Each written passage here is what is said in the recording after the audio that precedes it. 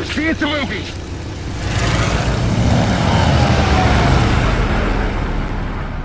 Yeah, Tom Cruise went to great heights to try to entice audiences to go see Mission Impossible: The Final Reckoning when it opened in theaters last Friday because he really needed them to show up. And Tom seems pretty pleased with how it started out at the box office this weekend.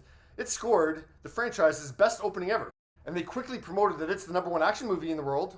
Yeah, even though Mission Impossible came in second behind the live-action remake of Lilo and Stitch, which absolutely exploded at the box office with $146 million, Mission Impossible: The Final Reckoning opened with $64 million over the 3-day weekend and $79 million when adding in Monday for the US Memorial Day.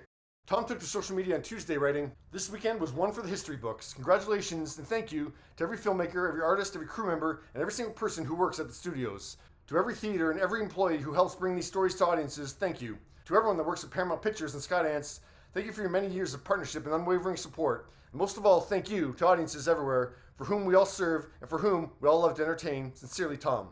And no, that's not Tom saying he's retiring, don't worry, no. Maybe movies, actually, I'm going to make them into my hundreds. I will never stop. Yeah, it's nice for Tom to write that. It's a shame that they spent so much money making The Final Reckoning because it's pretty much impossible that it's going to turn a profit. Yeah, I mean, Paramount spent, it's around $400 million for this movie, and plus marketing, I'm ballparking around $450 million that they spent on this movie. Yeah, so they're going to have to make, yeah, $450, $500 million to even turn a profit on this thing. Hello. Thanks for coming out today. Just want to say hello to you all in person and hope you all have a lot of fun with this Christopher report.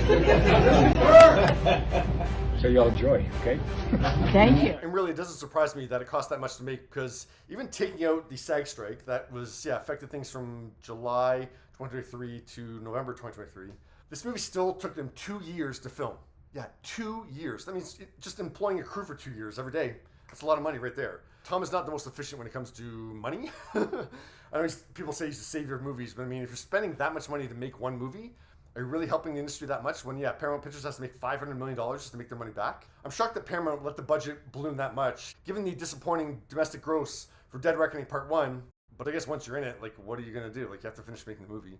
And yeah, Tom did a huge promotional blitz for this movie. But in the end, he really didn't convince that many more people to go see the film, at least in the first 5 days at least. Dead Reckoning Part 1, which actually opened on a Wednesday, made $78 million after 5 days.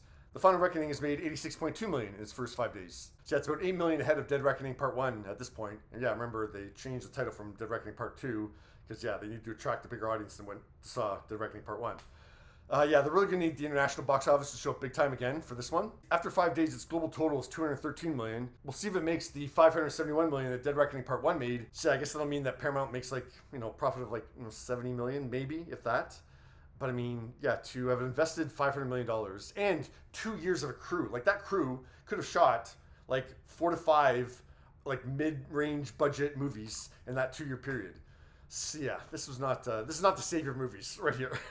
You're something that you just have to see on the big screen. But yeah, are you impressed with Final Reckoning's opening weekend gross?